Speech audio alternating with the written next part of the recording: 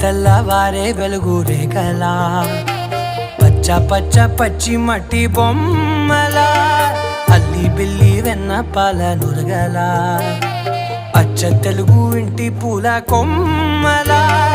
దేవదేవుడే పంపగా ఇలా దేవతే మా ఇంట అడుగే పెట్టెనంట బ్రహ్మ కళ్ళలో కాంతులే